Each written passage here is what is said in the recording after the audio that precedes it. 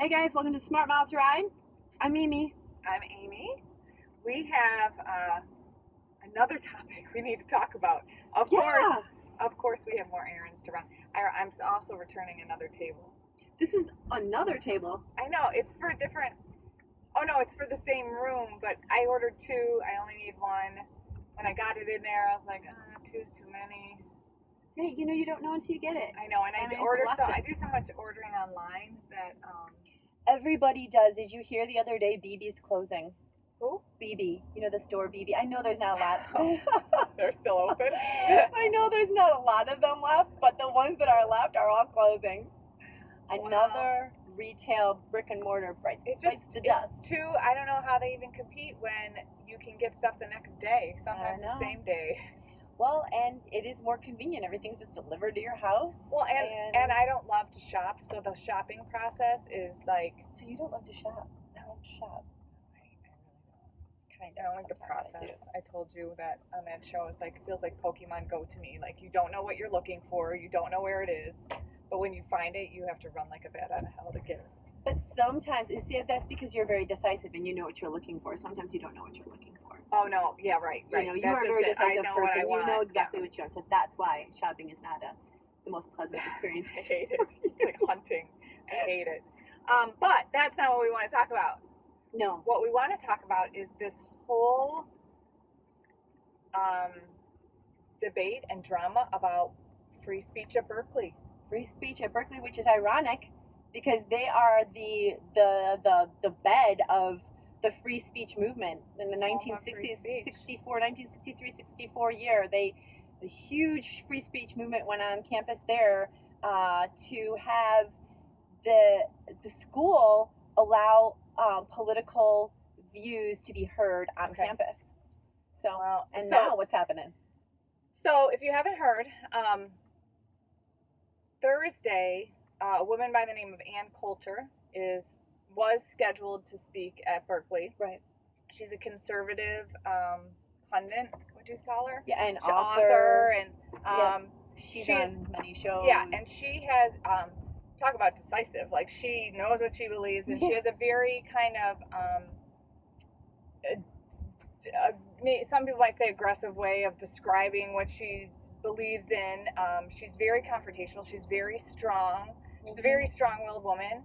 And if you agree with her, you're like, right on, girl. And if you don't, you're like, oh my God, so. She's definitely has a dividing type of delivery. Yes. Yeah. But that being said, she's entitled to her opinion, right? Absolutely. So she was originally scheduled to speak by this Republican group at Berkeley. Probably has like 4 people in it. It's a little group. No, I don't even know how big it is. But it's just a little group. She was scheduled to speak on the 27th.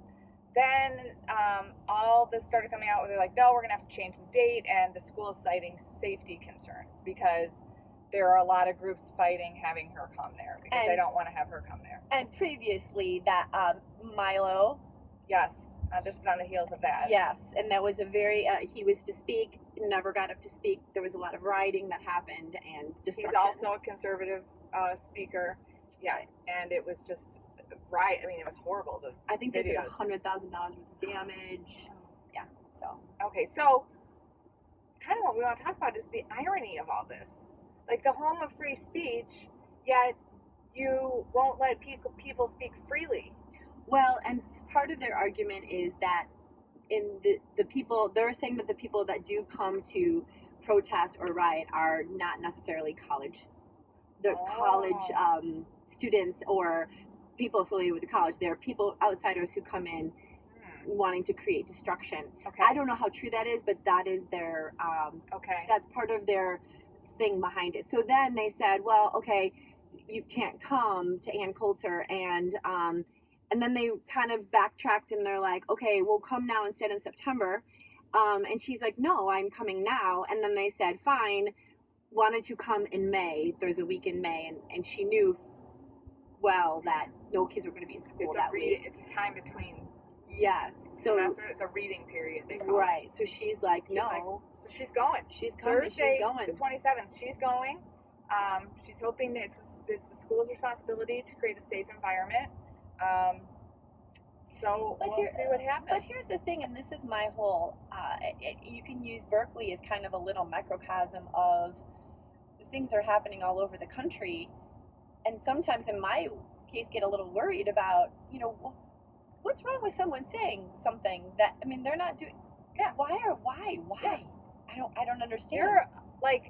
You're allowed to disagree with people. Absolutely. Like, somebody can say something you don't agree with, and that's it. Like, you don't agree with them. Like, and you can say, that's great. I don't agree with you. You have every right to say that. Well, they said some people find what she says offensive. Well, you know what? You're also allowed to be offended. Right. I was offended, but people came to speak at Michigan State that I didn't agree with, and I didn't go marching to prevent them from coming. I was just like, wow, that's not really something. Listen, I said, oh, okay, that's not really something I agree with. And I almost feel, on to the next. And I almost feel in some cases that the protest and the rioting happens just for the sake of the protest and the rioting, and not for the sake of you not quite. Yes, you probably are against what that person's saying, but really, to take it to the degree that some of these protests and riots have gone to, it's just for the sake of doing that, instead of saying, gee, I'm going to do something productive with my voice, with my beliefs, rather than throw something at it's almost like, let's see what we can do now. People holding signs up saying, be ungovernable. And that's ridiculous. You can't do that. That you can't do. No. So, anyway. Well, I just think that it could be symptomatic of the whole trophy culture. When you don't get what you want and you don't like what you hear, you throw a tantrum.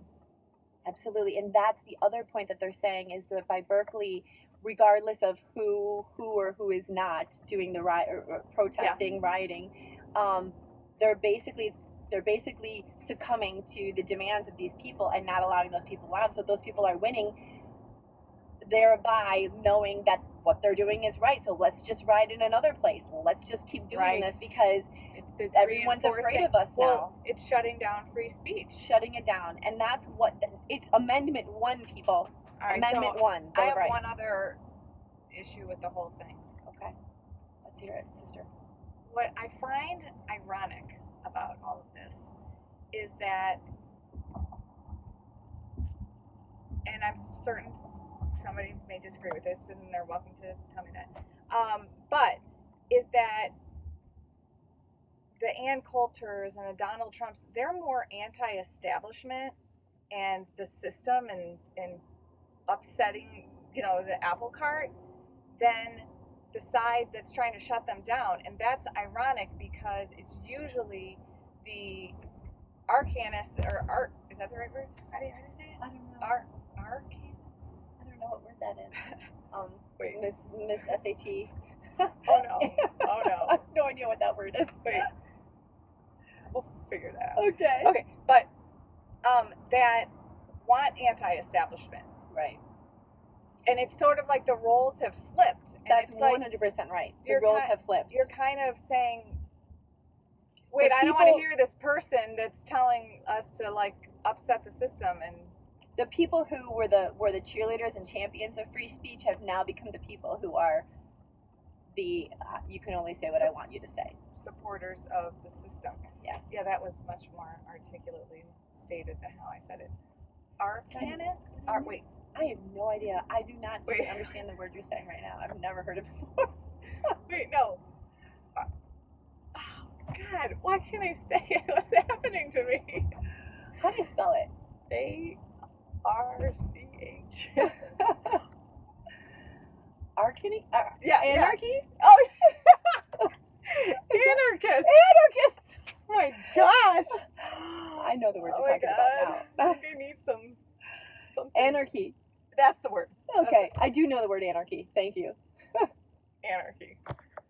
So anyway, that's another coincidental or ironic. It is very ironic. Coincidental. God, some ginseng or something. What's going on? Ginkgo biloba. So anyway, there's a couple bits of irony there. We'd love to hear what you guys think about it. It's all in the news tomorrow. God willing, everyone will be safe and just listen to the other side and know that just hearing, hold on, hold please, it's my go. Okay. Everyone will know that you can just hear somebody's other point of view, and nobody's going to force you to change your mind. No. It's okay. That is the beauty of being human and having autonomous mind and living where we live. Good word. I had this friend that I used to work with who would always say, well, let's just agree to disagree. That's right. And that's really, sometimes that's going to happen. And also, just because you disagree with someone doesn't mean that you can't be that person's friend.